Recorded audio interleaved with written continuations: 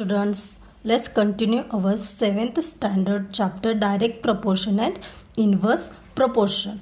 In last some videos we see how to solve the problems on direct proportion. Now today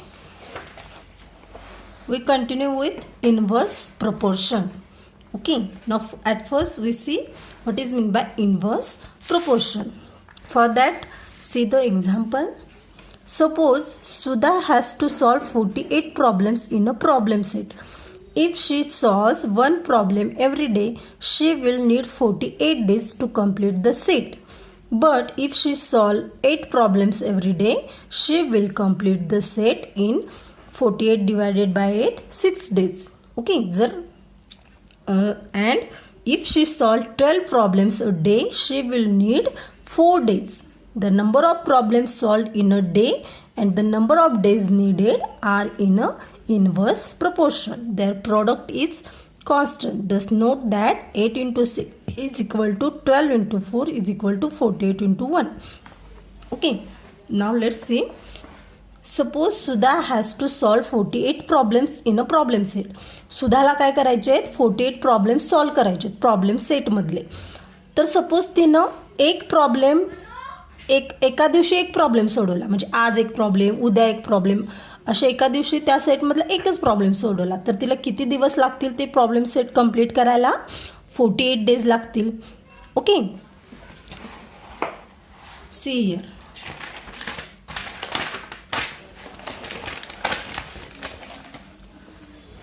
बघा 48 problems आहेत. Okay, तिने एका दिवशी एक प्रॉब्लेम सोडवला, म्हणजेच आपल्याला त्याला डिवाइड करायला पाहिजे. 48 प्रॉब्लेमपैकी एका दिवसाला एक प्रॉब्लेम सोडवला तर तिला किती दिवस लागतील? 48 डेज लागतील पूर्ण प्रॉब्लेम सेट सोडवायला. ओके, सपोज तिनं 48 problem set every day 8 problem सोडवले, म्हणजे रोज 8 क्वेश्चन त्यातले सोडवले, तर तिला ते प्रॉब्लेम सेट पूर्ण करायला किती दिवस लागतील? 48 डिवायडेड बाय 8, 48 डिवायडेड बाय 8 किती दिवस लागतील? She get 6 days to complete the problem set. Okay, question तेवढेच आहेत, 48 आहेत. फक्त तिनं काय केलं, आपला प्रॉब्लेम्स सोडवायचा रेट वाढवला किंवा कमी. आता सपोज तिने एक प्रॉब्लेम रोज सोडवला तर तिला 48 दिवस लागतील. जर तिनं रोज 8 प्रॉब्लेम सोडवायला चालू केलं तर तिला 6 दिवसात तिचे सगळे प्रॉब्लेम्स 48 प्रॉब्लेम सॉल्व होतील. सपोज शी टेक 12 प्रॉब्लेम्स.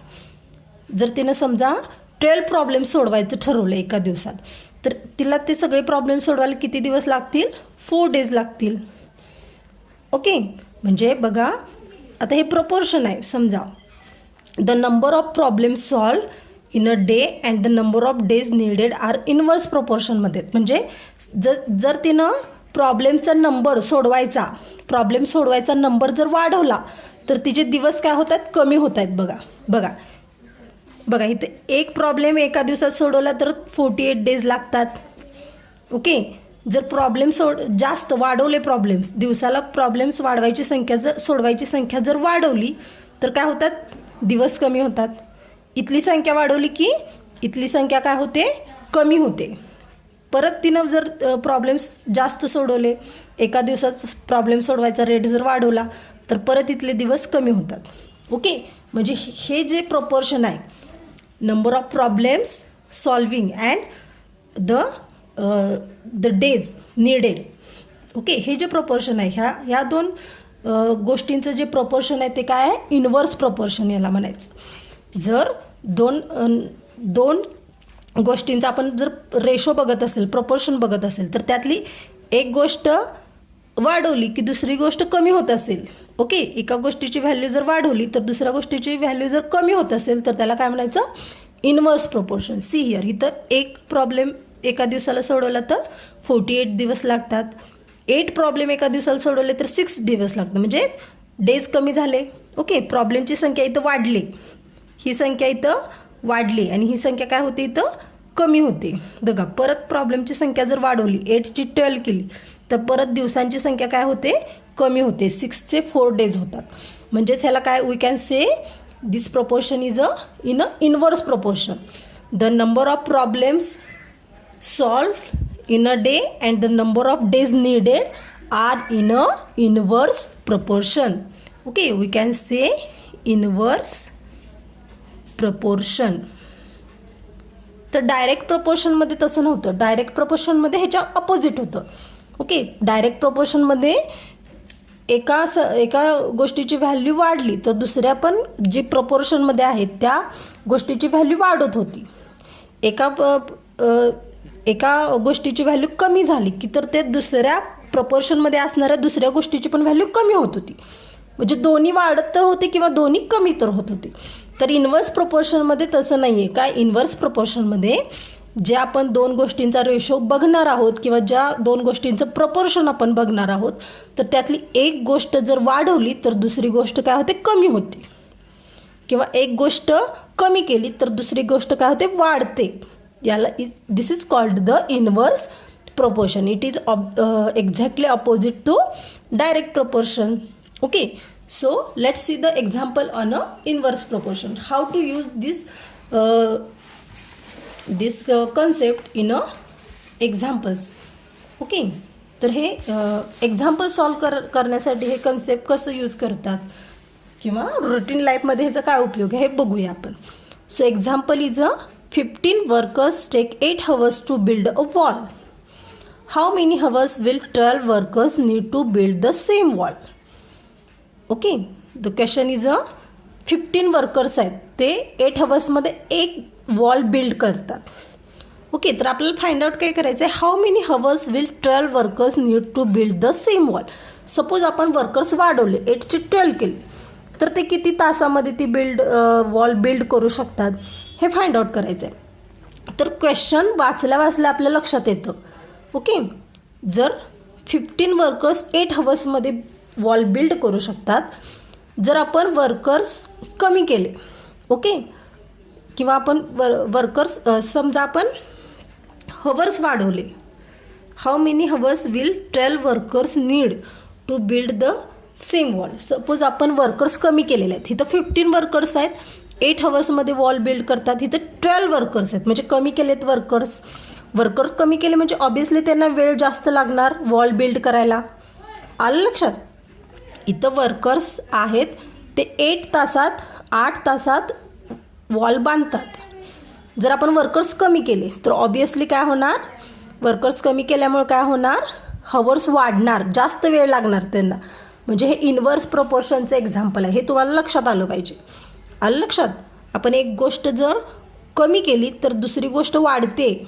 वर्कर्स कमी केल्यानंतर तासांची व्हॅल्यू वाढते, तास जास्त लागणार आहेत.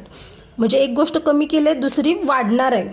हे तुम्हाला लक्षात आले. म्हणजे हे इन्व्हर्स प्रपोर्शनचं एक्झाम्पल आहे. हे तुम्हाला आधी लक्षात आलं पाहिजे सॉल्व करताना. And then you can solve the example. Okay, so as the number of worker increase the number of hours decrease. Workers वाढवले की हवर्स कमी होतात. जास्त लोक कमी वेळात काम करू शकतात आणि कमी लोकांना जास्त वेळ लागतो काम करायला. So the number of workers and the number of hours are in inverse proportion. आहे लक्षात. वर्कर्स वाढवले की हवर्स डिक्रीज होतात आणि वर्कर्स डिक्रीज झाले की हवर्स इन्क्रीज होतात. म्हणजे हे इन्व्हर्स प्रपोर्शनचं एक्झाम्पल आहे. So the product of the number of workers and the number of hours needed to build the wall is constant. Okay, पण ह्यांचे जे प्रोडक्ट असतात बघा, मगाच्या एक्झाम्पलमध्ये पण एक पॉईंट सांगायचं लक्षात राहून गेला होता बघा. तर हे आपण प्रपोर्शन बघितलं तर ते जे प्रोडक्ट जे असतात ते बट कॉन्स्टंट येतात बघा. 8 × 6 is equal to 48, 12 × 4 is equal to 48 and 48 × 1 is 48. म्हणजे ह्यांचं जर आपण प्रोडक्ट घेतलं डेज आणि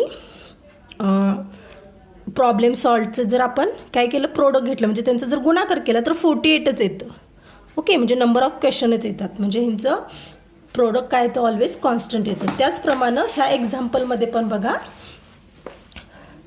काय होणार आहे, त्यांची वर्कर आणि जे हवर्स आहेत ह्यांचं काय होणार आहे, वर्कर्स आणि हवर्सचं प्रपोर्शन इन्व्हर्स आहे. पण त्यांचं जर आपण प्रोडक्ट घेतला तर तो कॉन्स्टंट येणार आहे दोन्ही ह्याच्यामध्ये. Suppose 12 workers take x hours. आता आपल्याला काय फाइंड आउट करायचं आहे, 12 वर्कर्सना किती वेळ लागेल हे फाइंड आउट करायचं आहे. मग आपल्याला ते माहीत नाही, तर त्यासाठी आपण काय करूया, एक्स हा व्हॅरिएबल यूज करूया. Suppose 12 workers take x hour, त्यांना एक्स हवर्स लागतात हे असं आपण मानून चालूया. सो 15 वर्कर्स टेक 8 हवर्स, 15 वर्कर्सना किती लागतात, 8 हवर्स लागतात. And suppose 12 workers takes x hour. तर याच्यावरून आपण इक्वेशन तयार करूया. तर ह्या दोन्ही केसेसमध्ये जर आपण वर्कर्स आणि हवर्सचं प्रोडक्ट घेतलं तर ते कॉन्स्टंट असणार आहे, सेम असणार आहे. Okay, because they are in proportion. So 12 into x is equal to 15 into 8. म्हणजे ह्या दोन्हीचं जर आपण प्रोडक्ट घेतलं तर ते सेम असणार आहे, म्हणून आपण हे इक्वेशन तयार करू शकलो. Okay, workers into hours is equal to workers into hours. Okay, so 12x is equal to 120 and x is equal to 10. It means 12 workers will take 10 hours to build the wall. Okay, 15 लोकांना जर 8 तास लागत असतील तर 12 लोकांना 10 तास लागतील ती वॉल बिल्ड करायला. Okay, now we have to stop here and see you again in next video with our next point. Till you can solve the other examples from your textbook. Okay, you can solve these examples. Now we have to stop here. Bye.